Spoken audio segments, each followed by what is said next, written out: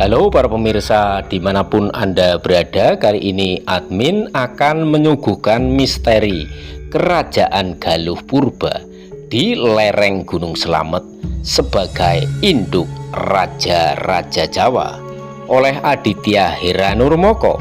Adalah dosen, pengamat, peneliti, konsultan, pegiat di ahli dan dosen Republik Indonesia atau ADRI, Komisaris PT Indo Asia International Solusi, Lead Auditor ISO 9001-2015, Instruktur Pelatihan.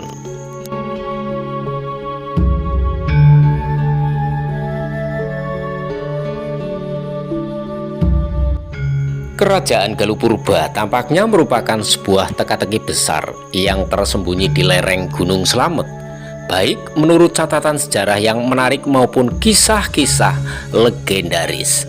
Yang menonjolkan kenangan kejayaan masa lalu adalah monarki kuno yang melahirkan beberapa kerajaan lain di Nusantara. Awal mula Kerajaan Galuh Purba yang menakjubkan di lereng Gunung Slamet didokumentasikan dalam memoir sejarawan Belanda W.J. van der Meulen. Kerajaan yang didirikan pada abad pertama Masehi oleh pendatang dari Kutai, Kalimantan Timur ini menguasai sebagian besar wilayah Jawa, memperluas kekuasaannya dari Indramayu hingga Purwodadi.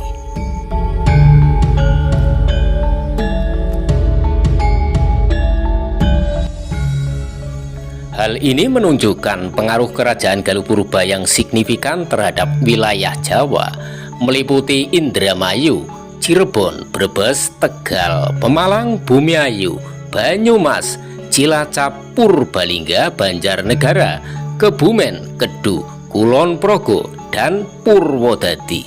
Kerajaan Galuh Purba mempunyai wilayah kekuasaan yang cukup besar.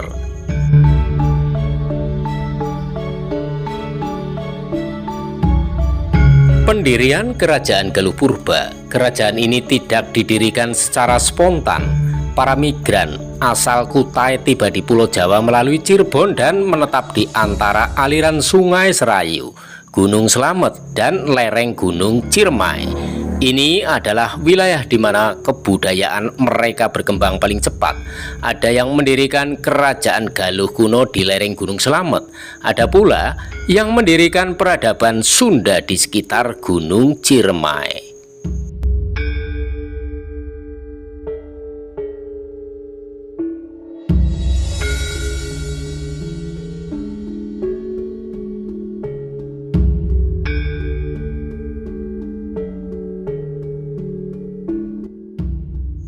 Penurunan Kerajaan Galuh Purba. Kemunduran Kerajaan Galuh Purba dimulai ketika Sailendra mengungkapkan dinastinya. Namun setelah itu Kerajaan Lama Galuh berpindah ke Kawali yang dekat dengan Garut dan mengadopsi nama Galuh Kawali. Pada saat yang sama, kerajaan-kerajaan yang relatif besar mulai terbentuk. Kerajaan Tarumanegara berkembang di barat dan Kerajaan Kalingga di timur. Galuh Purba berkembang menjadi kadipaten terkait.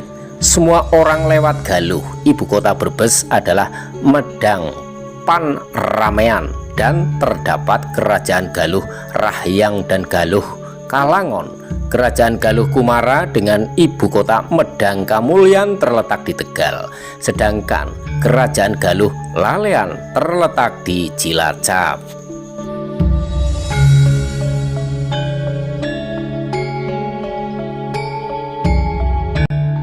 Kerajaan Galuh Tanduran dengan Bagolo sebagai ibu kotanya berdiri di Pananjung. Ibu kota Pataka, Kerajaan Galuh Pataka terletak di Nanggalacah. Kerajaan Galuh Imbanagara dengan ibu kota Imbanagara terletak di Barunai, Pabuaran. Kerajaan Kalingga dengan ibu kota Karangkamulyan terletak di Bojong. Dan Kerajaan Galuh Nagara Tengah terletak di Ceneam. Kerajaan Galuh Purba kemudian berpindah ke Kawali yang dekat dengan Garut karena berbagai alasan dan menjadi Galuh Kawali.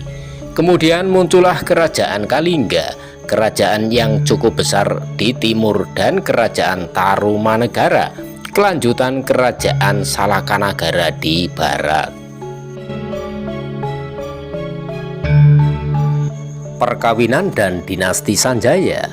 Namun ketika Purnawarman Tarumanegara mengundurkan diri dan digantikan oleh Candrawarman, keagungan Galuh Kawali kembali meningkat. Dengan bantuan Kalingga, Raja Galuh Kawali memproklamasikan kemerdekaannya dari negara Taruma.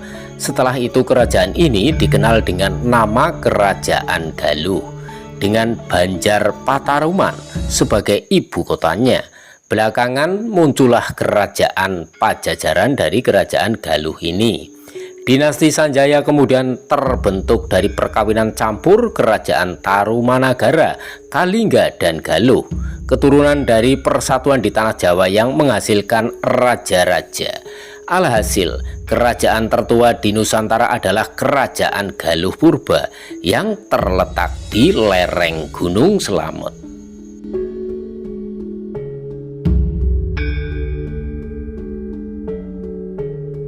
Sejarah Nusantara yang menakjubkan, yang mencakup sejumlah misteri yang belum terpecahkan dan kisah-kisah yang belum terungkap, termasuk Kerajaan Galuh Purba.